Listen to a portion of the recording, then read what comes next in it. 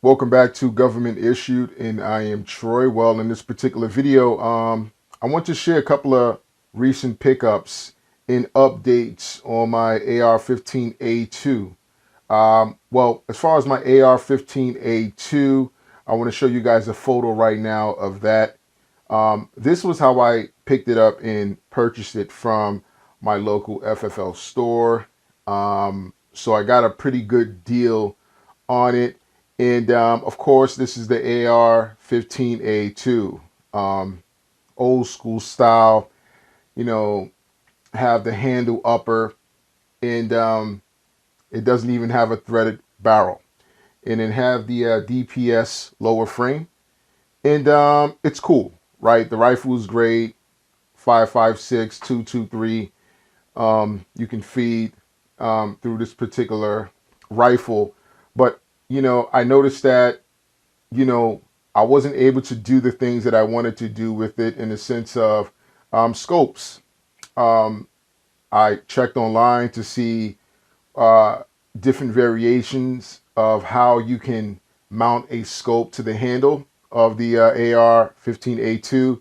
I just didn't like the way it looked. And I'm not really a scope guy. I wanted to actually mount a red dot to it, like I did my high point rifle. So what I decided to do was buy a completely brand new upper, which I did.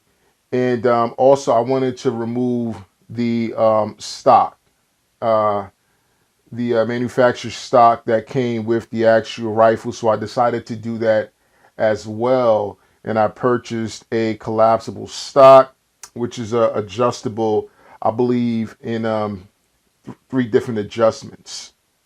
So I completely bought the entire kit for that, and it is at my actual gunsmith as we speak at the particular moment. So I should be getting that back tomorrow. I was told, there's a couple of customers ahead of me that my gunsmith was currently servicing. So he decided to, in a way, between me and him, get mine out the way first, because he said that, the customers that were ahead of me, they had more extensive projects and work to be done with their particular firearms, and mine was just basically changing out the stock and removing the upper. And he said he can do that in 20, 30 minutes. So hopefully I'm going to be getting back my rifle tomorrow. And then what I'm going to do is I'm probably going to take my red dot, and then that's on my high point 9mm carbine, and put that on my AR-15. I don't really shoot my high point carbine as often. Now that I got the AR-15, I'm going to be obviously using that rifle more frequently. So I'm just going to transfer that over to the AR-15 with the new upper, because it is a flat stock with the Picatinny rails. So it's going to allow me to be able to mount all of my trinkets and everything like that.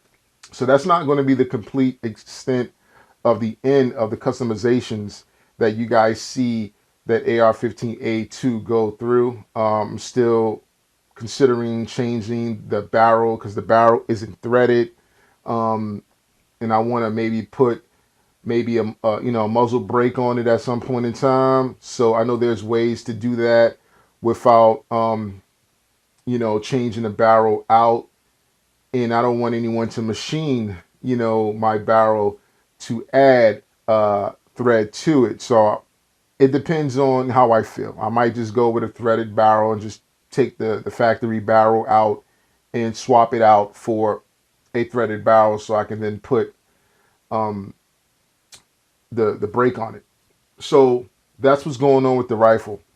So also, after I dropped the rifle off today, while at the store, I also picked up these PMAG AR M4 magazines, and the PMAG 30 round capacity magazines were fairly cheap, $12.99. You really can't beat these particular magazines for the cost. I've heard good things about them. That's why I decided to go with this particular brand, and it was referred to me also by the gunsmith at the gun store today. when I was dropping off my rifle, and he said, these are very reliable, and he would recommend them. So I picked two up. You know what I mean? Two, you really can't beat that. $12.99 a mag. Um, can't go wrong with that. But those are the mag pickups. Oh, I also picked up the other day my PELTOR Sport Tactical 500 hearing muffs. Not sure if you guys use this particular brand, but this is a brand that also was recommended to me by a fellow gun enthusiast that, this is, one of the best electronic plus Bluetooth capable, hearing protection when shooting indoor and outdoor at the range, of course. 26 NNR, one of the best and high ratings, to be quite honest. And who wouldn't like, shooting, at the range or outdoor while, you can connect this to your phone, still make phone calls. You can still pretty much, at the end of the day, listen to music at the same time while you're at the range shooting. I never done that before. I'm not really a music guy while I'm at the range. But I'm going to try to get into that and see what that experience is like. Maybe I might like it. Maybe I won't like it. But this is the PELTOR Sport Tactical 500. And this is, I believe, the highest tier of their hearing protection that they offer. And they're claiming, dynamic suppression time, optimized shooting experience based on the firearm and the environment, clear voice tracking, seeks voice within background noise to improve speech and intelligibility. So apparently these particular earmuffs can track what type of caliber or determine what type of caliber is being fired and determine what kind of protection is needed. And that's great, so that's some smart technology in there, I'm assuming. But also the dynamic suppression time is optimized. So, I guess immediately as you shoot, the protection takes place within a second or so, providing you with the ultimate, air protection when you're at the range shooting, especially when you're shooting large caliber firearms and assault rifles, things of that nature. So I'm going to run these through their paces. More likely than not, tomorrow when I get off work, I'm probably going to head over to the actual range and just get some shooting in and see what these are all about. And of course, I'm going to bring you guys range video. I'm going to break that P22 in that I picked up last week. It's a 22. Haven't been broken in yet, but I'm going to break it in tomorrow evening and at the range and see what that's like. And I'm probably going to put maybe a box through my Diamondback as well. I just cleaned that firearm as well, as you guys probably haven't noticed yet. That video is going to be uploaded shortly because I did a tutorial on how to clean the Springfield XDX. So that video is coming too.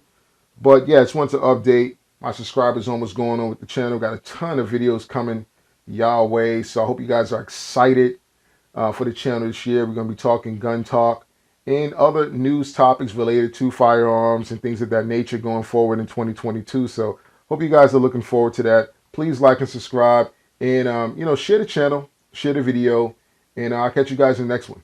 Peace.